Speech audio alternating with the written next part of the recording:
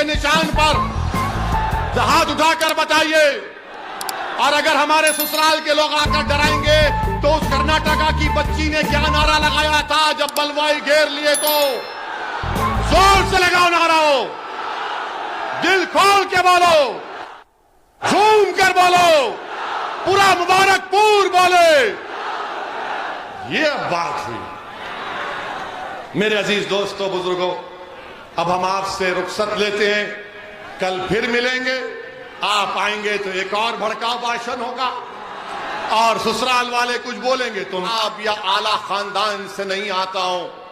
मेरे बुजुर्ग भी, मेरे अजदाद भी वकालत करते थे, मेहनत किए, जुस्तजू किए, तो मैं उसी परिवार से आता हूं। मैं हमारे बुनकर भाइयों को सलाम करता हूं। ये वो काम कर रहे हैं जो हजरत आदम अलैहिस्सलाम करते थे। ये वो काम कर रहे हैं। वो हमको कपड़ा पहनाते हैं। और ये वो बरादरी है जो 8 महीने मंदी का शिकार रहती है और 4 महीने काम करके अपना पूरा साल भर का इंतजाम कर लेते हैं। मैं आपको सलाम करता हूं। ये वो अंसारी लोग हैं जो हर खैर के काम में, हक के काम में आगे बढ़ते हैं। और मैं हमारे अंसारी भाइयों को पैगाम और ये बताना चाहता हूं कि जैसा कि हमारे गुड्डू जमाली साहब ने कहा कि आप अकेले नहीं हैं, गुड्डू जमाली आपके साथ था, है और रहेगा। आपके वोट से इंशाअल्लाह, दुआओं से, आशीर्वाद से विधायक बनेगा। गुड्डू जमाली भी रहेगा और साथ में ये दीवाना भी आपके साथ रहेगा इंशाअल्लाह ताला। और मैं हमारे बुनकर भाइयों को बता रहा हूं कि महाराष्ट्र मालेगांव में हमारे विधायक मुफ्ती इस्माइल, वो खुद अंसारी हैं। मुफ्ती इस्माइल साहब मालेगांव के हमारे एमएलए, मजलिस-ए इत्तेहादुल मुस्लिमीन के, वो हमारे पार्टी लीडर हैं। महाराष्ट्र की विधानसभा में 2 एमएलए हैं हमारे, एक मुफ्ती इस्माइल और धूलिया से हमारे शाह साहब हैं। हमने मुफ्ती इस्माइल साहब को अपना पार्टी का लीडर बनाया महाराष्ट्र की विधानसभा के लिए। तो मैं हमारे बुनकर भाइयों को भी कहना चाह रहा हूं कि मैं जानता हूं कि यान का मसला है, यान का रॉ मटेरियल का मसला है। मैंने उस मसले को उठाया भी था, पार्लियामेंट में भी उठाया था। और जब आज से 2017 या 18 में एक मीटिंग बुलाई गई थी, उस मीटिंग में भी मैं गया था। तो आप हमारे बुनकर भाई सन 57 की जंग आजादी के बाद कोई माऊ से, तो कोई मुबारकपुर से निकलकर कोई मालेगांव गया, तो कोई शोलापुर गया। मैं आप तमाम को सलाम करता हूं और आपको यकीन दिलाता हूं हम आपके साथ हैं, आपकी लड़ाई में आपके साथ रहेंगे। आप हरगिज इस बात की फिक्र मत करिए कि आप पर अगर कोई एक तकलीफ आएगी तो असदुद्दीन ओवैसी उसकी तकलीफ को अपने सीने में महसूस करेगा।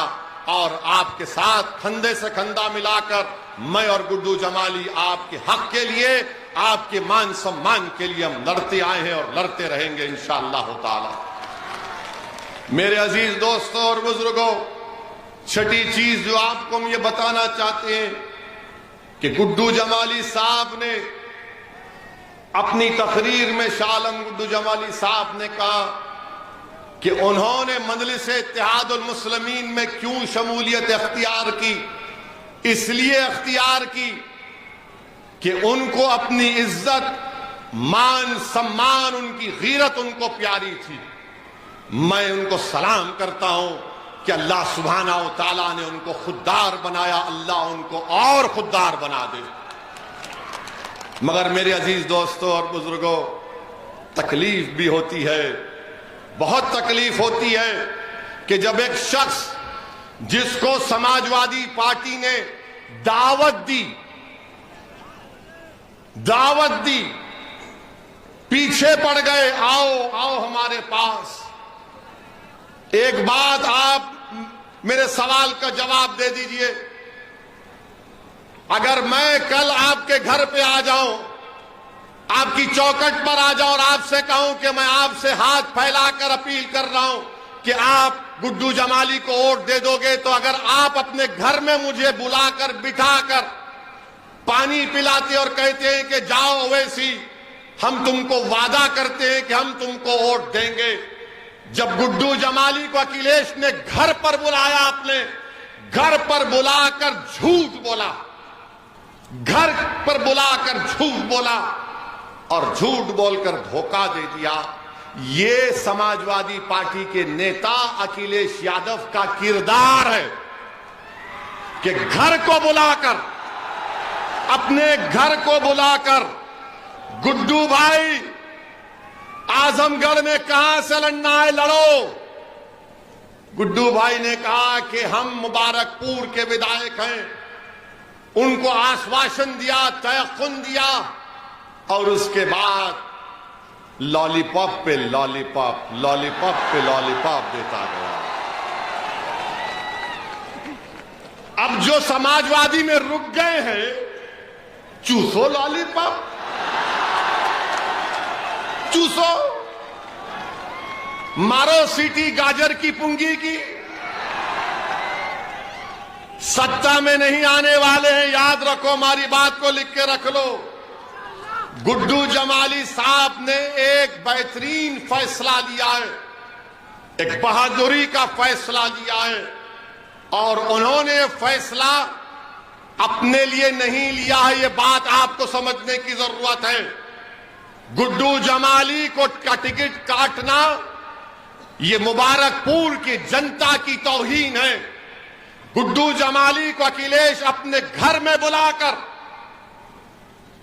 वादा करके धोखा देता है। ये धोखा गुड्डू जमाली का इनफरादी नहीं है, बल्कि पूरे मुबारकपुर की जनता को धोखा दिया समाजवादी के नेता अखिलेश यादव ने। अरे अगर कोई दुश्मन घर को आ जाता है तो आप नरम पड़ जाते हैं। जब तुम दावत देकर बुलाते हो और उसके बाद तुम गुड्डू जमाली के पीठ में खंजर मारते हो, ये अखिलेश यादव का असली चेहरा है, इसको याद रखो आप। ये इनका असली चेहरा है। जो विधायक है 10 साल का, अभी सत्ता में नहीं है, ना आएंगे इंशाअल्लाह, मगर अहंकार इतना है कि घर पर बुलाकर आप जहर का प्याला उसको पिलाने की कोशिश करते हैं। मेरे अजीज दोस्तों और बुजुर्गों, ये अखिलेश, जनाब अखिलेश यादव साहब, वरना फिर ससुराली नाराज हो जाएंगे। जनाब अखिलेश यादव मोहतरम भी हैं। अब इससे आगे बहुत बोल सकता हूं, इंतजार करूंगा आज की रात का। कल कहां पर है गुड्डू भाई जलसा?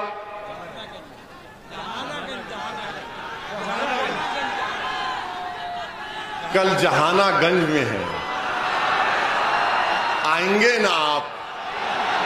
कितने आएंगे? हाथ उठाइए। वहां पर पूरे जहां की बात होगी इंशाअल्लाह।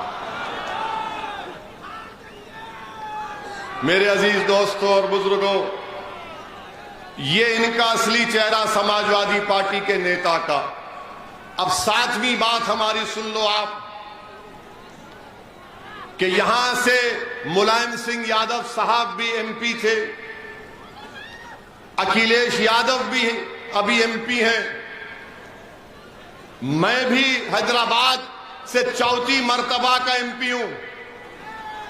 मैंने अपने क्षेत्र में एक मिसाल दे रहा हूं आपको। एक विधानसभा है, उसका नाम कारवान है।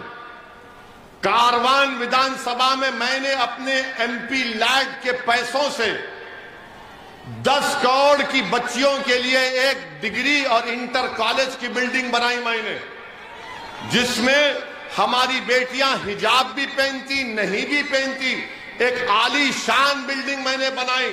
मैं अखिलेश यादव से, समाजवादी के लोगों से पूछना चाह रहा हूं, तुमने अपने एमपी लैड के पैसे कैसे इस्तेमाल किए आजमगढ़ में? बताओ मेरे को, कहां इस्तेमाल हुए बताओ हमको, कहां इस्तेमाल किए बताओ आप। अब आपको और एक मिसाल दे रहे हैं। अब ये हमने सुना कि गुड्डू भाई के बारे में बोल रहे हैं कि अगर ये एक जीत जाएंगे तो क्या होगा,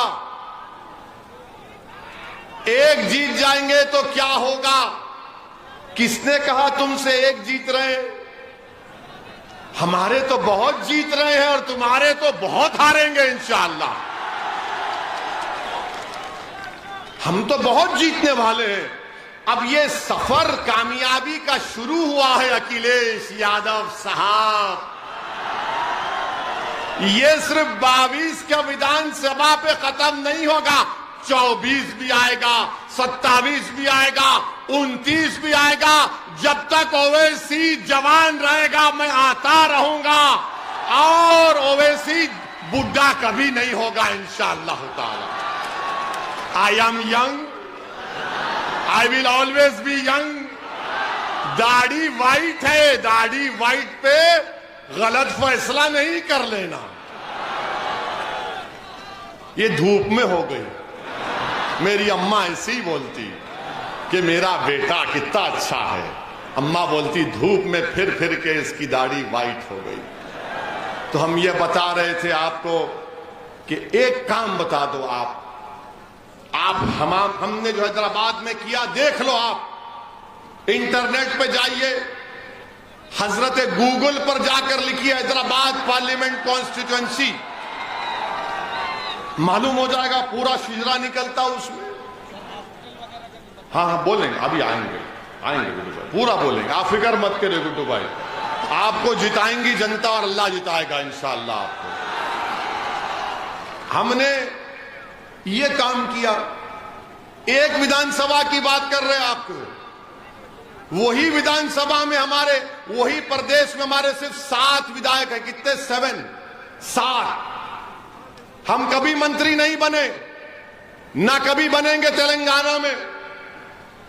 वहां पर हमने, वहां की सरकार, हमारे मुख्यमंत्री चंद्रशेखर राव साहब अच्छा आदमी है, अच्छा आदमी है, अखिलेश की तरह बेवफा नहीं है। उनके साथ हम बैठे। कब बैठे? 2015 में मैं और हमारे भाई अकबर बैठे और चंद्रशेखर राव साहब से कहा कि आप अल्पसंख्यक समाज मुसलमानों के लिए क्या कर सकते। तो चंद्रशेखर राव साहब ने कहा कि बोलो सद भाई क्या करना। हमने कहा सर, जैसा दलित समाज के लिए और ओबीसी समाज के लिए, पिछड़ा समाज के लिए आपने स्कूल कायम किए, वैसे ही स्कूल आप अल्पसंख्यक समाज मुसलमानों के लिए कायम किए। आपको जानकर खुशी होगी कि 7 एमएलए, कोई मंत्री नहीं है। हमारी मजलिस इत्तेहादुल मुस्लिमीन की मुतालबे पर तेलंगाना के मुख्यमंत्री ने तेलंगाना में अल्पसंख्यक समाज के लिए स्कूल खोले, रेजिडेंशियल स्कूल, 6 क्लास से 12th क्लास तक बच्चियों के लिए और बच्चों के लिए, जिसमें पढ़ाई फ्री, रहना फ्री, खाना फ्री, और उस स्कूल में एडमिशन के लिए एंट्रेंस एग्जाम लिखना पड़ता। अब आपको बता रहे आपकी ताकत क्या होती है, आपके विधायक की। सब लोग बोलते सत्ता आएगी क्या, क्या तुम मुख्यमंत्री बनोगे, क्या तुम मंत्री बनोगे। अरे सबको बाजू रखो। 7 विधायक हैं।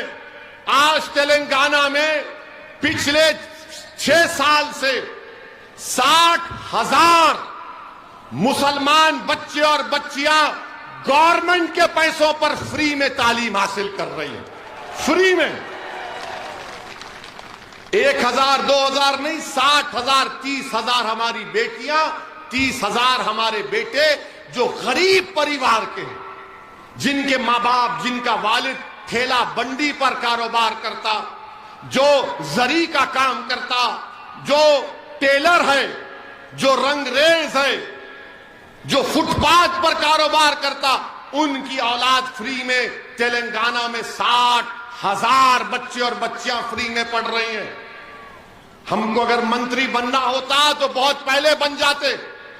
हमको मंत्री बनने का कभी शौक था ना है ना कभी रहेगा। हमारी जिंदगी का मकसद ये कि जो हमको वोट डालता है, धूप में खड़े होकर जो लाखों की तादाद में हमारे भड़काऊ भाषण को सुनने के लिए आते हैं, हम उनके लिए क्या कर सकते हैं? अगर जरूरत पड़ी तो हम अपनी जान को भी तुम पर फिदा कर देंगे। याद रखो हमारी इस बात को। 60,000 बच्चे और बच्चियां पढ़ रहे हैं तेलंगाना में। बताओ अखिलेश यादव, तुम मुख्यमंत्री थे, आपके वालिद मुख्यमंत्री थे, एक 10 स्कूल तो बताओ जो तुमने अल्पसंख्यक समाज के लिए खोले। बताओ तुम। और हम हमारे ससुराल के लोगों से भी पूछ रहे, तुम भी बताओ, तुम भी बताओ। बताओ, सिर्फ 7 एमएलए 60,000 बच्चे और बच्चियां पढ़ रहे हैं। कभी हैदराबाद आइए, हमारे मेहमान रहिए, हम आपको लेके जाएंगे इन स्कूलों को। आप खुद देख लीजिए, गवर्नमेंट का पैसा है, एक पैसा गरीब नहीं देता उसमें। हमारे से लोग आके लड़ते, बोलते कि अगर तुम एडमिशन नहीं दिलाओगे तो हम तुमको वोट नहीं देंगे स्कूल में। ये मिजाज हमको पैदा करना है। और तीसरी बात, लोग बोलते हैं कि ओवैसी फिरका परस्त है। अरे भाई, हैदराबाद में मेरे 44 कॉरपोरेटर हैं, 44 में हमारे 5 हिंदू भाई हैं। अच्छा, ये जब हमारे पास 1 साल पहले बल्दिया का इलेक्शन हुआ तो बाबा आए थे हमारी कॉन्स्टिट्यूंसी में। 4 घंटे योगी फिरे हैदराबाद पार्लियामेंट कॉन्स्टिट्यूंसी में, 4 घंटे। और जहां कहीं भी जाते, ओवैसी ये, ओवैसी वो, ओवैसी ये। अकेले हैं ना बाबा, कोई नहीं है तो गुस्सा हम पे ही निकालते। अकेले हैं बेचारे, अकेले रहते हैं। तो 4 घंटे हमारे हैदराबाद पार्लियामेंट कॉन्स्टिट्यूंसी में फिरे। अमित शाह आए थे। अमित शाह जिस कॉन्स्टिट्यूंसी में, एक कॉन्स्टिट्यूंसी में आकर अमित शाह जाकर प्रचार करे, आपको मालूम जिस कॉन्स्टिट्यूंसी में अमित शाह गए, पुराना पुल उस वार्ड का नाम है।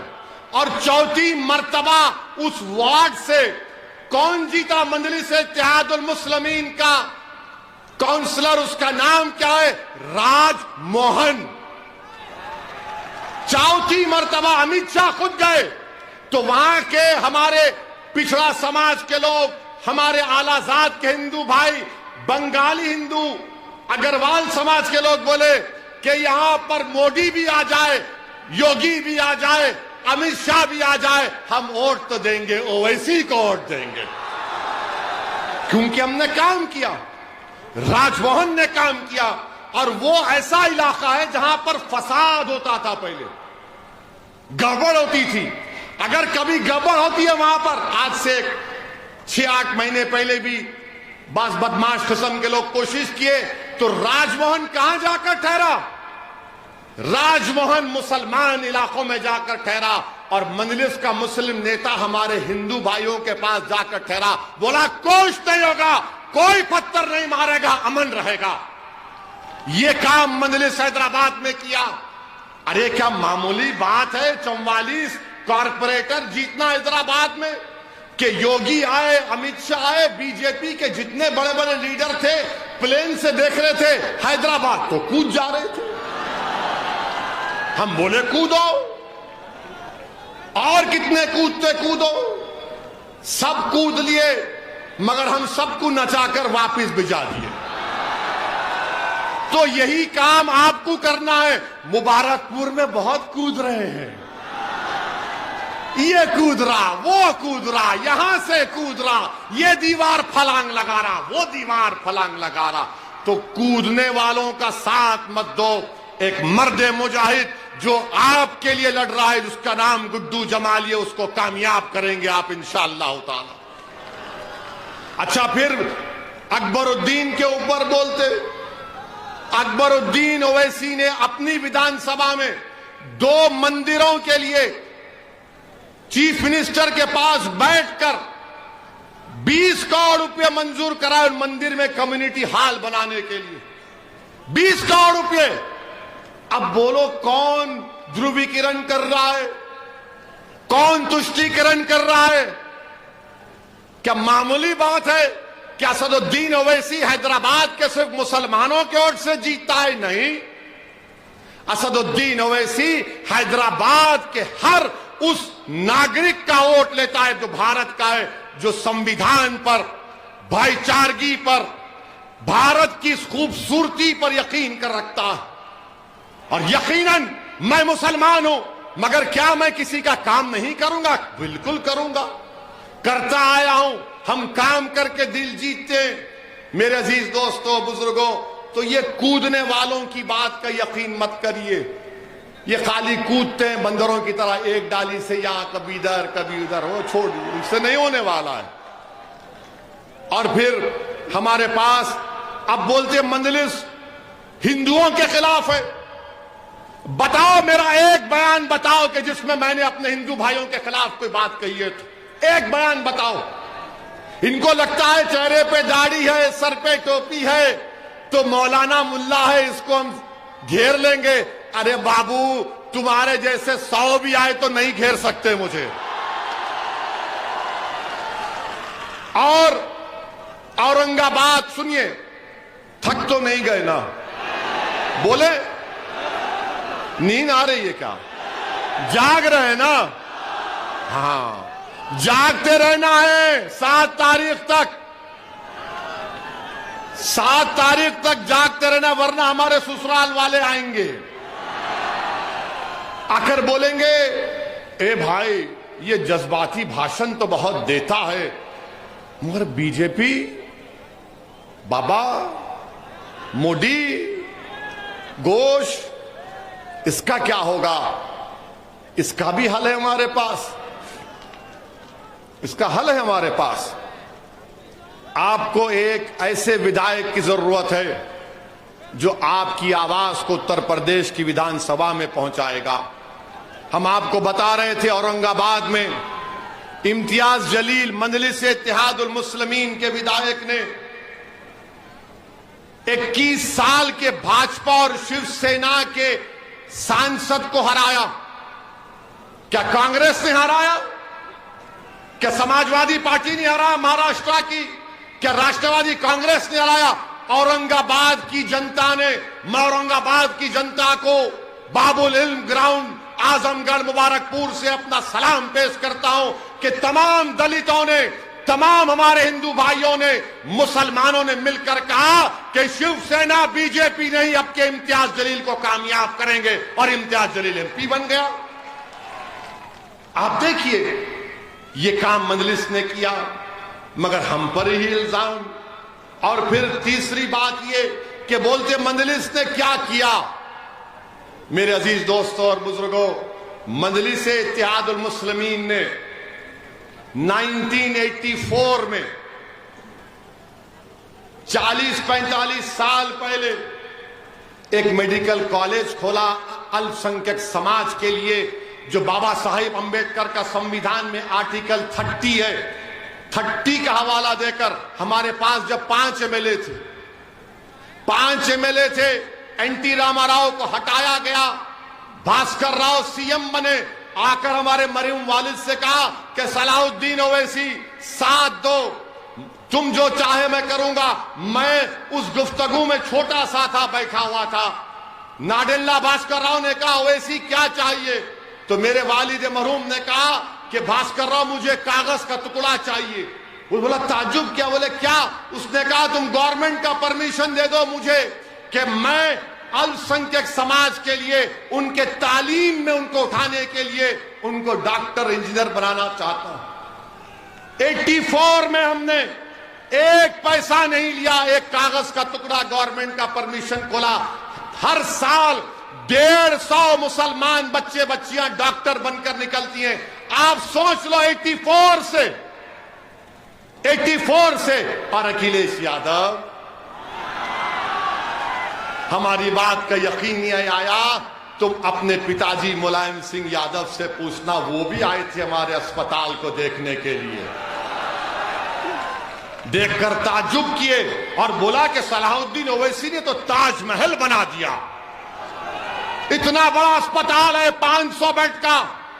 तुम्हारे वालिद मरहूम ने कहा वो ताजमहल किसी बनाने वाले ने एक शख्स की मोहब्बत में बनाया, मैंने अपने गरीब जनता की मोहब्बत में इस ताजमहल को बनाया हूं जो मेरे मरने के बाद भी गरीबों की खिदमत करता रहेगा। ये जज्बा है हमारा, ये जज्बा है हमारा। MBA college, MCA college, school of pharmacy, architecture, ये सब किसके? मेरे जाती नहीं है। मेरे मरने के बाद मेरी औलाद में नहीं बटेगा। ये कौम का है, आपका है, आप इसके मालिक रहेंगे। क्योंकि आपने धूप में, सर्दी में भूखे रहकर आपने वोट डालकर हमको कामयाब किया, तो ये असासे जो आपने हमको ताकत दी, हमने कायम किए, आपको फायदा पहुंचेगा। इसीलिए हैदराबाद में सब आते हैं, हम सबसे कहते हैं कि रुख उधर करो, इधर का रुख मत करो, ये तूफान में तुम्हारी कश्ती डूब जाएगी। तो हम भी चाहते हैं कि मुबारकपुर में भी वही तूफान खड़ा होगा इंशाअल्लाह ताला। आप वो तूफान बर्पा करेंगे, आप वो तूफान बर्पा करेंगे, आप वो तूफान बर्पा करेंगे, वो तूफान बर्पा करेंगे आप। और क्या तूफान है? वो मोहब्बत का तूफान है, नफरत का नहीं होगा। वो मोहब्बत का तूफान होगा जिसमें मुबारकपुर का हर गरीब, चाहे किसी मजहब का हो, किसी समाज का हो, वो बोलेगा कि हां ये मेरा तूफान है, इस तूफान के जरिए हम कामयाबी हासिल कर सकते हैं। ये मजलिस इत्तेहादुल मुस्लिमीन ने काम किया हैदराबाद में, ये काम भी मुबारकपुर में हो सकता है। आप कामयाब करिए।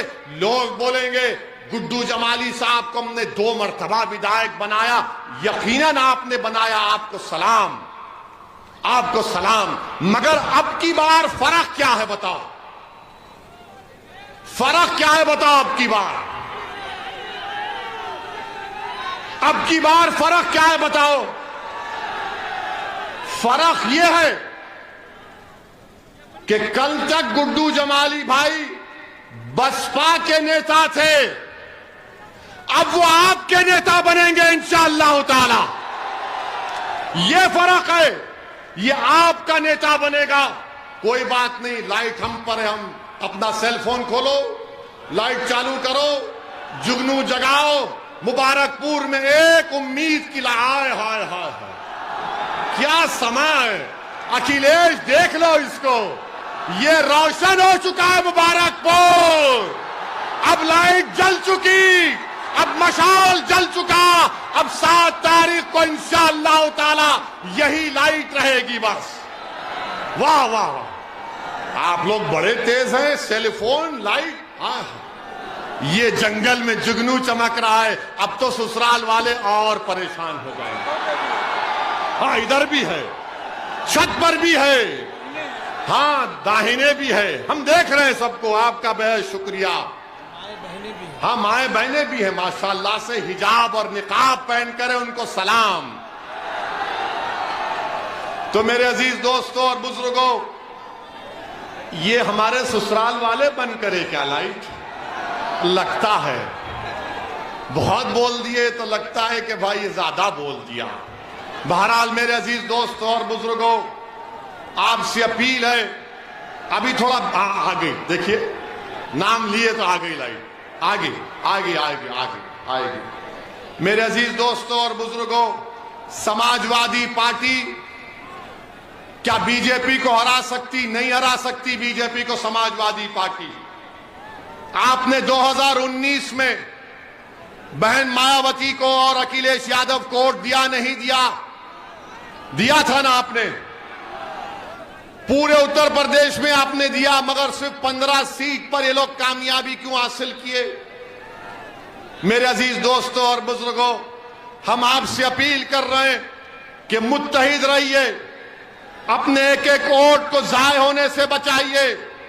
आपसे हम अपील कर रहे हैं, ये लड़ाई आपकी लड़ाई है, ये लड़ाई आपको नेता बनाने की लड़ाई है, ये लड़ाई फिरका परस्ती को रोकने की लड़ाई है, ये लड़ाई नफरत को खत्म करने की लड़ाई है, ये लड़ाई मोहब्बत को आम करने की लड़ाई है। ये लड़ाई मुबारकपुर के बच्चे और बच्चियों को शिक्षा दिलाने की लड़ाई है। ये लड़ाई मुबारकपुर में विकास को पैदा करने की लड़ाई है। ये लड़ाई आपकी आवाज को उत्तर प्रदेश के विधानसभा में भिजाने की लड़ाई है। इस आवाज को आपको पहुंचाना है मेरे भाइयों, मेरी इज्जतदार मां और बहनों। सपा बीजेपी को नहीं रोक पाएगी।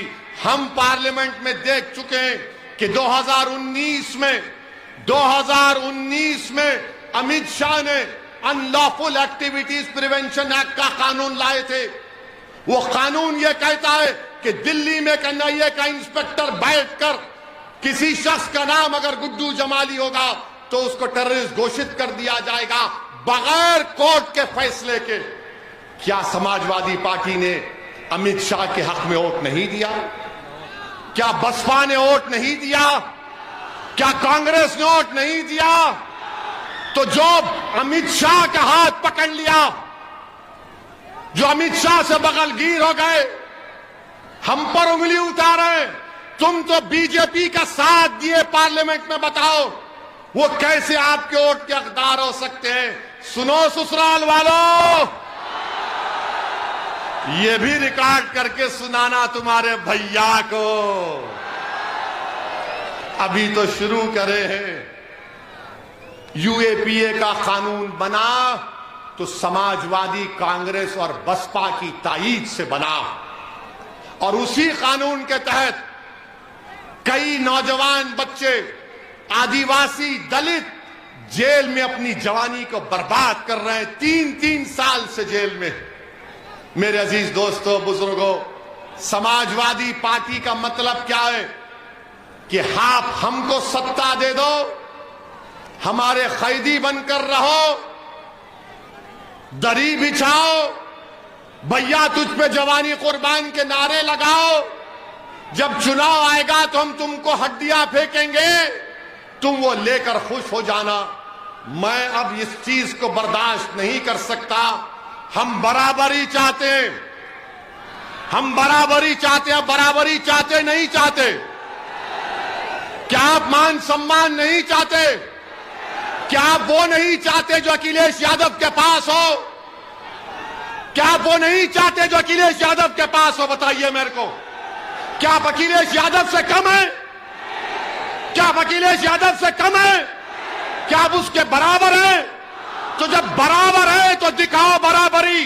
बराबरी कैसे दिखाओगे जब 7 तारीख को हमारी मां और बहनें, हमारे बुजुर्ग और ये जो नौजवान जज्बाती हैं, गुड्डू भाई को कामयाब करके बोलेंगे, सुन लो अखिलेश, अब तुम और हम बराबर हो चुके हो, तुम हमसे आगे नहीं, हम बराबर हो चुके हैं। ये बराबरी की लड़ाई में आप साथ देंगे? ये बराबरी की लड़ाई में आप साथ देंगे? हाथ उठाओ, कितने साथ देंगे बराबरी की लड़ाई में? देखो, आपने हाथ उठा लिया, अब बराबरी की बात होगी, हिस्सेदारी की बात होगी, अब दरी बिछाने की बात नहीं होगी, नहीं होगी। और फिर समाजवादी पार्टी के नेता अखिलेश यादव से पूछा गया, जो आपके एमपी हैं, उनसे मीडिया के लोगों ने पूछा, बताइए हिजाब और निकाब पर आपका क्या बोलना है? हिजाब और निकाब पर क्या बोलना है? मुबारकपुर है, जामिअतुल अशरफिया है, बाबुल इल्म है, अहियाल उलूम है। अब मैं उनके जिम्मेदारों पर छोड़ता हूं।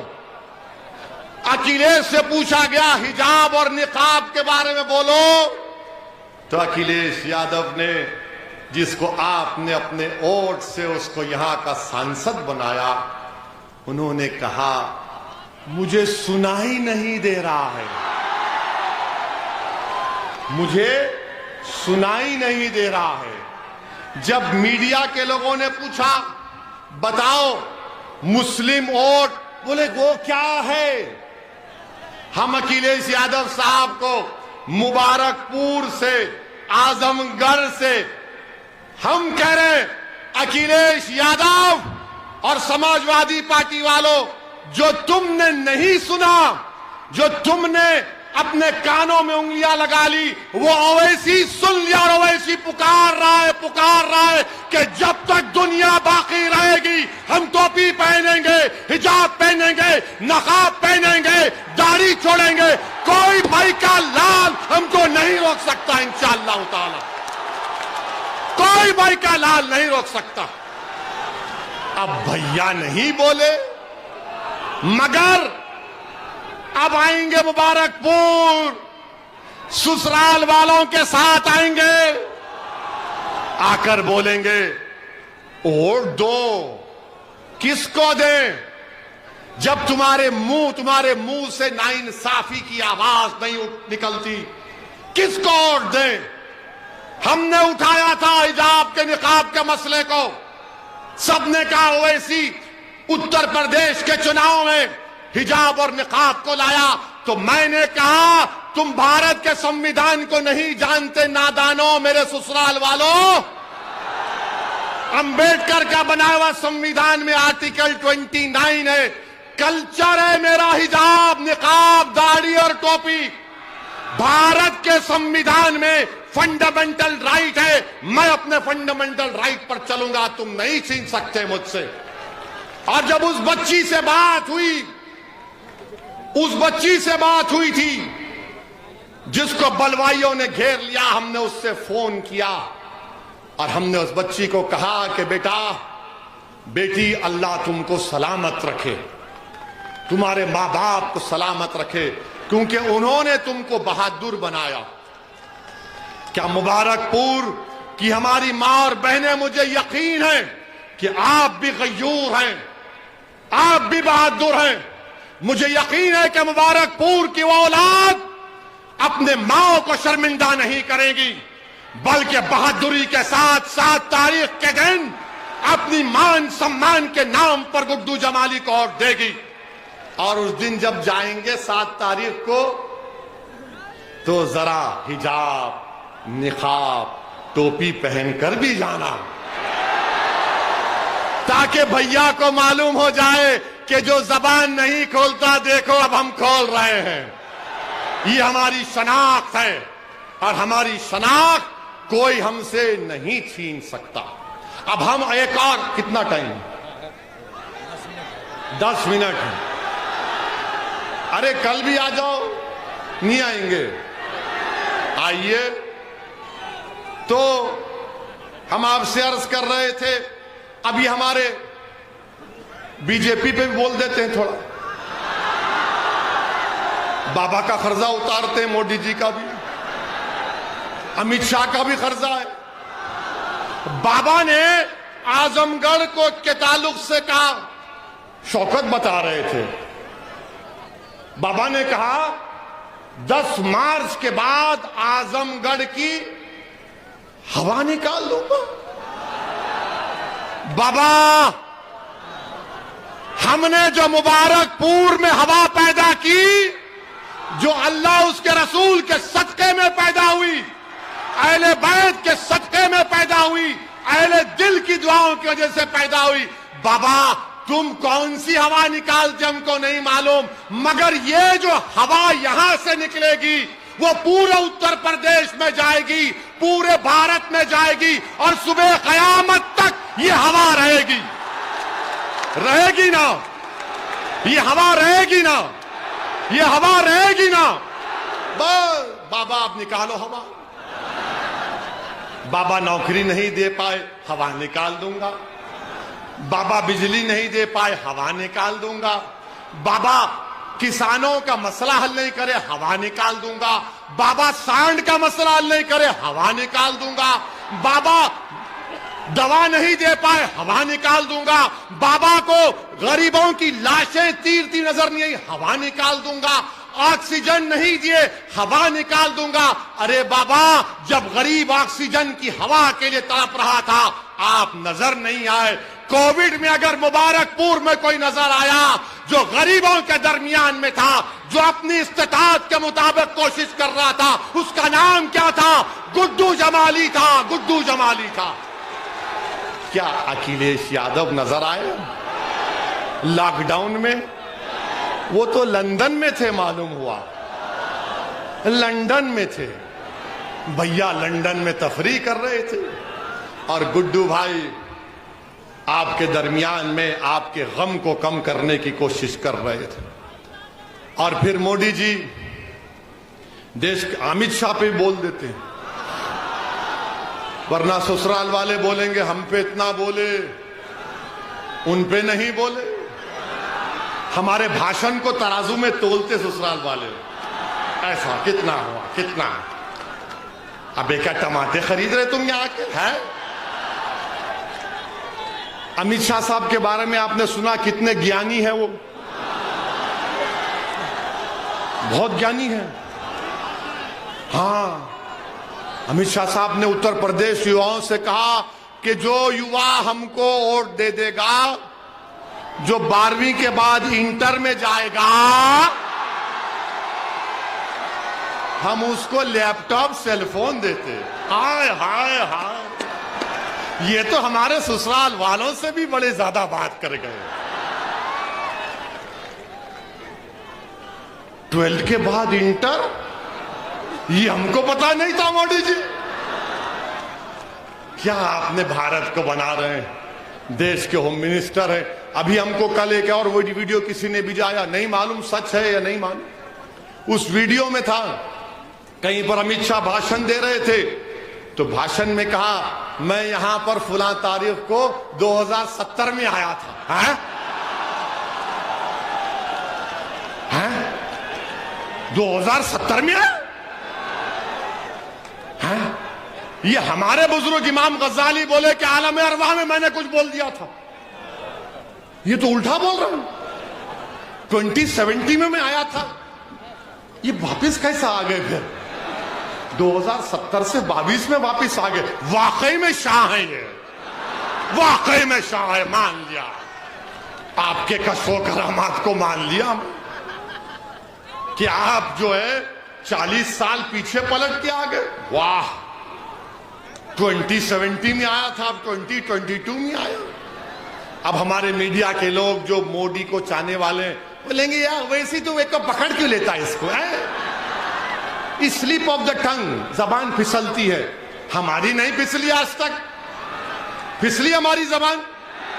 हम किसी समाज के खिलाफ बोले, किसी मजहब के खिलाफ बोले, हाँ अखिलेश के खिलाफ बोले, मोदी के खिलाफ बोले, योगी के खिलाफ बोले, और बोलते रहेंगे। हमारा संविधान का हक है। अब आप देखिए मोदी जी, अभी 5 मिनट है,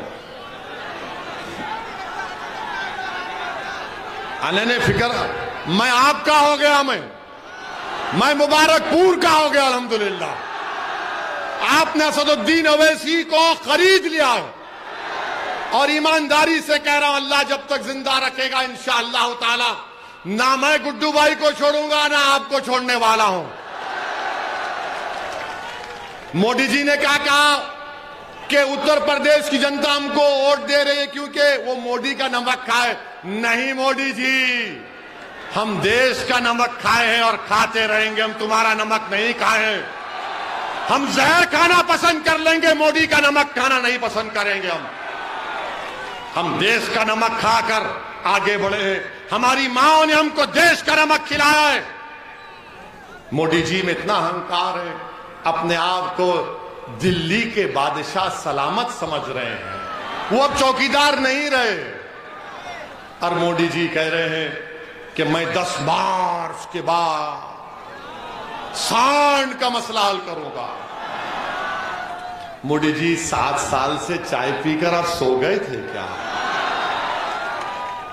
और बाबा ने कहा, जब मोदी जी ने कह दिया तो मैं वजीर, तो बाबा ने कहा मैं उसको हर घर को 900 रुपये दूंगा सांड को पालने के लिए। अरे बाबा, तुमने मदरसा मॉडर्नाइजेशन में तनख्वाह नहीं दी, टीचर की भर्ती नहीं की, डॉक्टर की भर्ती नहीं की, नर्सेस की भर्ती नहीं की, नौकरियों की भर्ती नहीं की, ऑक्सीजन नहीं दिया, कुछ नहीं दिया बाबा। मगर आपको मालूम कि उत्तर प्रदेश में जो विकलांग होते हैं, विकलांग, उनको उत्तर प्रदेश की सरकार में महाना पेंशन 1000 रुपये मिलता है। मैं मुबारकपुर की जनता से अपील कर रहा हूं, ये बीजेपी अगर 4 टांग के सांड को 900 रुपये दे रही है और एक विकलांग किसी का बाप, किसी का भाई, किसी की पत्नी, किसी की बेटी होगी, उसको 1000 रुपये दे रहे हैं। मेरे अजीज दोस्तों और बुजुर्गों, ये फैसला आपको करना है। हम आपसे अपील कर रहे हैं कि शायद हमारी तकरीर से आपके दिल मुतासिर नहीं हुए होंगे। हमको यकीन है कि अल्लाह दिलों को मोड़ने वाला है। बस हमने जो पैगाम दिया उस पर सोचिए, जो पैगाम हमने आपको दिया उस पर सोचिए, और याद रखिए आपको नेता बना रहे हैं। आप 7 तारीख को आप अखिलेश को नेता नहीं बनाएंगे, आप गुड्डू जमाली को अपना नेता बनाएंगे इंशाअल्लाह ताला। आप बनाएंगे गुड्डू जमाली को अपना नेता। गुड्डू जमाली के हक में वोट डालेंगे पतंग के निशान पर, तो हाथ उठाकर बताइए। और अगर हमारे ससुराल के लोग आकर डराएंगे तो उस कर्नाटका की बच्ची ने क्या नारा लगाया था जब बलवाई घेर लिए, तो जोर से लगाओ नारा, हो दिल खोल के बोलो, झूम कर बोलो, पूरा मुबारकपुर बोले। ये बात हुई। मेरे अजीज दोस्तों बुजुर्गों, अब हम आपसे रुखसत लेते हैं। कल फिर मिलेंगे। आप आएंगे तो एक और भड़काऊ भाषण होगा, और ससुराल वाले कुछ बोलेंगे तो उनका भी जवाब होगा। मैं हमारी मां और बहनों का बेहद शुक्रिया अदा करता हूं, बुजुर्गों का। 7 तारीख के दिन पतंग के निशान पर बटन दबाइए और हमारे साथ जरा पतंग खींचिए। सलाम वालेकुम।